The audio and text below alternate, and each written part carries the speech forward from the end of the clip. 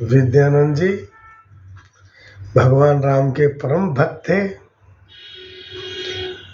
उनकी ब्रह्म मुहूर्त से ही प्रभु राम की भक्ति शुरू हो जाती।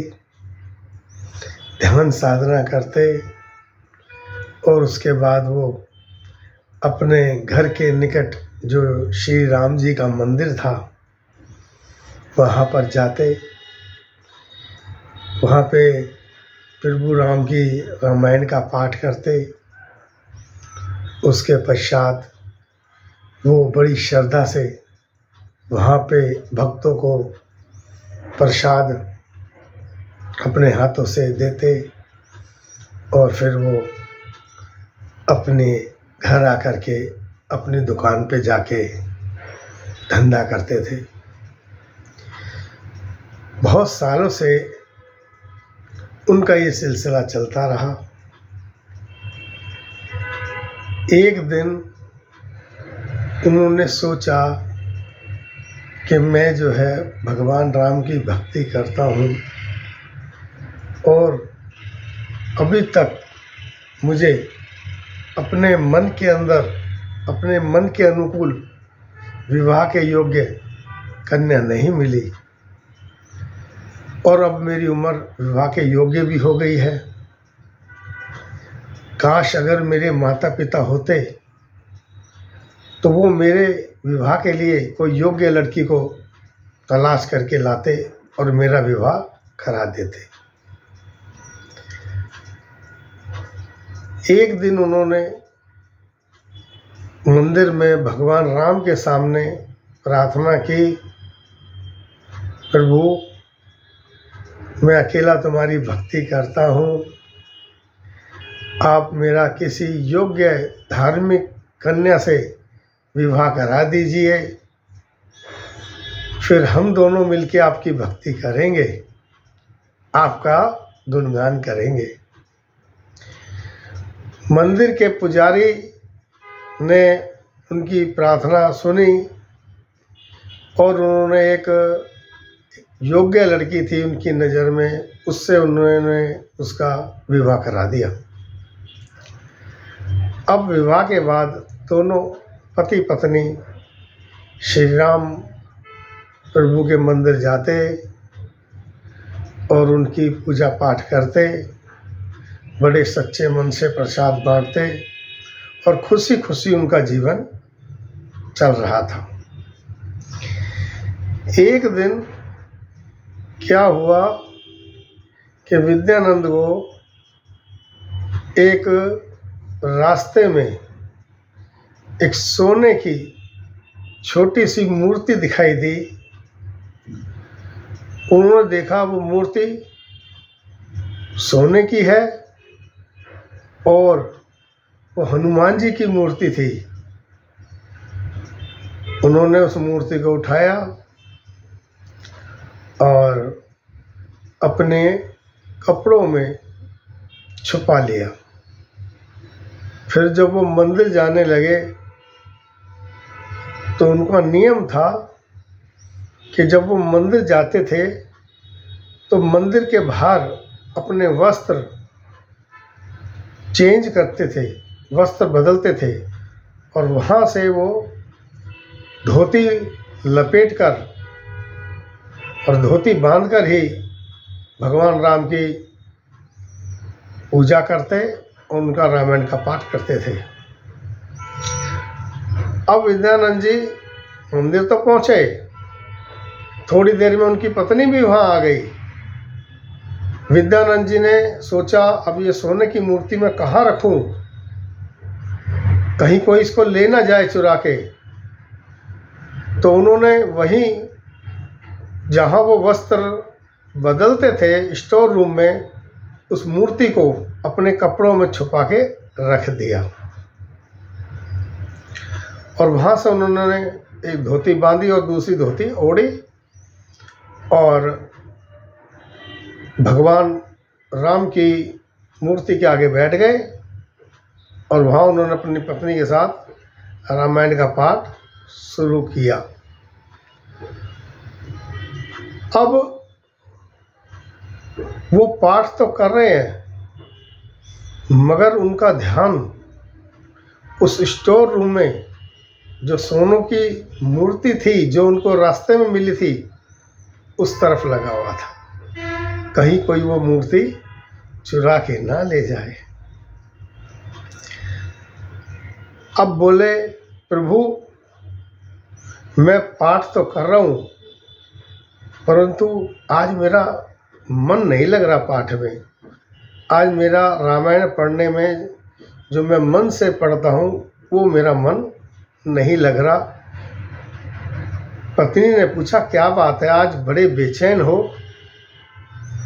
उन्होंने बात को टाल दिया और भगवान राम से कहा, प्रभु मैं तो आपकी शरण में हूँ, मैं तो आपकी भक्ति कर रहा हूँ।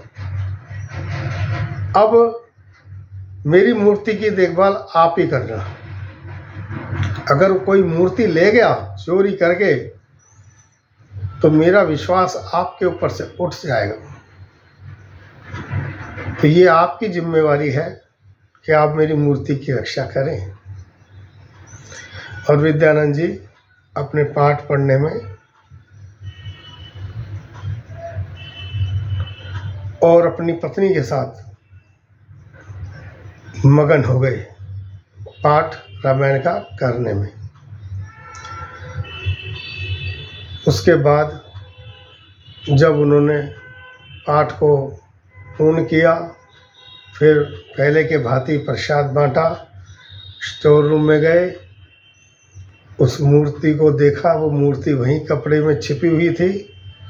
फिर उस मूर्ति को उठा के वो अपने घर ले आए। लेकिन जब से ये मूर्ति उनको मिली है उनका मन का चैन खत्म हो गया, जो शांति थी वो खत्म हो गई। उन्होंने सोचा कि मैंने सुना है बुजुर्गों से कि सोना पाना भी अच्छा नहीं होता और खोना भी अच्छा नहीं होता, तो मैं अपने गुरु के पास जाता हूँ, उनसे पूछता हूँ कि इस मूर्ति का क्या करना चाहिए। अब विद्यानंद जी ने वो मूर्ति ली और कपड़ों में छुपाई और उसको एक थैले में रखा और अपने गुरु के आश्रम की तरफ चल दिया। जब विद्यानंद जी आश्रम में पहुँचे तो उन्होंने आश्रम में जाके गुरुजी को दंडवत प्रणाम किया। गुरुजी ने उन्हें बड़े प्यार से बैठाया, बोले बहुत दिनों बाद आए बेटा, ठीक हो? बोले हाँ गुरुदेव मैं ठीक हूँ, मुझे आपसे कुछ पूछना है। गुरुजी ने कहा, देखो बेटा अभी मैं गंगा स्नान करने जा रहा हूँ, उसके बाद मैं तुम्हारी बात सुनूंगा। तो शिष्य ने कहा, ठीक है गुरुजी मैं भी आपके साथ चलता हूँ। अब गुरु शिष्य दोनों चल दिए। बीच में जंगल पड़ता था। अब विद्यानंद जी बड़े डर के साथ आगे बढ़ रहे हैं कि रास्ते में अगर कोई चोर, लुटेरा, डाकू अगर मिल गया तो ये मूर्ति मेरे से छीन लेगा। बड़े भयभीत होकर वो गुरुजी के पीछे चल रहे हैं। थोड़ी दूर चलने के बाद गुरुजी बोले, क्या बात है बेटा, तुम बड़े भयभीत हो? विद्यानंद जी ने कहा, नहीं गुरुजी ऐसी कोई बात नहीं है। फिर गुरुजी थोड़ा सा और चले। उन्होंने फिर विद्यानंद से पूछा, बेटा क्या बात है, तुम बहुत भयभीत हो? अब जो है विद्यानंद जी ने कहा कि मैं गुरुजी को शायद ये मेरे मन के बारे में जान गए हैं, बात बता दूं, मगर फिर भी वो चुप रह गए और आगे चलने लगे। थोड़ी दूर जब चले तो एक वृक्ष की छाया में दोनों जने बैठ गए। तो वहाँ पे विद्यानंद की जरा आँख लग गई थकान की वजह से और वो सो गए। उसके बाद गुरुजी उठे, उन्होंने विद्यानंद के थैले में से वो मूर्ति सोने की निकाली और उसको निकट झाड़ियों में फेंक दिया। थोड़ी देर बाद जब विद्यानंद जी की नींद खुली तो उन्होंने हड़बड़ा करके अपने थैले की तरफ देखा और थैले को जब खोला तो उसमें मूर्ति नहीं थी। अब विद्यानंद जी बहुत घबराए कि जब मैं सोया था तो मूर्ति थैले में थी, मूर्ति कहाँ गायब हो गई। अब गुरुजी ने कहा, विद्यानंद क्या बात है? बोले, नहीं गुरुजी कुछ नहीं है। तो गुरुजी बोले, चलो स्नान करने के लिए चलते हैं, हम निकट ही नदी है। विद्यानंद जी चल दिए। गुरुजी आगे आगे जा रहे हैं, विद्यानंद जी पीछे पीछे जा रहे हैं। परंतु विद्यानंद जी ने सोचा कि मैं परेशान क्यों हूँ, मुझे मूर्ति वो रास्ते में मिली थी और वो मूर्ति जैसे मिली थी वैसे खो गई। तो उन्होंने इस बात को अपने दिमाग से निकाल दिया और वो पहले की तरह अपना आनंद में हो गए, बेफिक्र चिंता मुक्त हो गए। और उन्होंने गुरुजी के साथ नदी में स्नान किया, पूजा पाठ किया और वापस घर आने लगे। तो गुरुजी ने पूछा, विद्यानंद क्या बात है, जब तुम मेरे साथ स्नान के लिए चले थे तो बहुत उदास थे, टेंशन में थे और अब तुम बहुत आनंद में हो, क्या बात है? विद्यानंद जी ने अब गुरुजी को सारी बात बताई कि गुरुजी ऐसे ऐसे मूर्ति मिली थी और मैं टेंशन में आ गया था, चिंता में आ गया था कि उससे कोई चुरा न ले। तो गुरुजी ने कहा, देखो वो मूर्ति तुम्हें सड़क पे मिली, जैसे तुम्हें मिली थी वैसे खो गई। उस मूर्ति को मैंने ही तुम्हारे थैले से निकाल के फेंक दिया। अगर नहीं फेंकता तो तुम्हारा जीवन नरक हो जाता। तुम भय के मारे न सो पाते, न खा पाते, न जी पाते।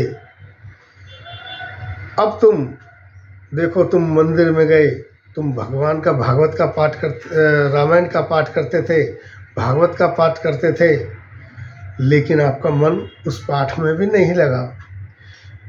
अब तुम बेफिक्र होके भगवान की पूजा कर सकते हो। अब तुम्हें कोई भय नहीं है, क्योंकि जो हम मेहनत से कमाते हैं उससे हमें भय नहीं होता, उससे हमें चिंता नहीं होती। जो कमाई हम खून पसीने से करते हैं वो कमाई हमें फलती है और उस कमाई से हमें सुख मिलता है। तो नेक कमाई हमें करनी चाहिए, तभी हमें सुख मिलता है और हमारे जीवन में खुशहाली आती है और हमारे प्रभु की हमारे ऊपर कृपा होती है।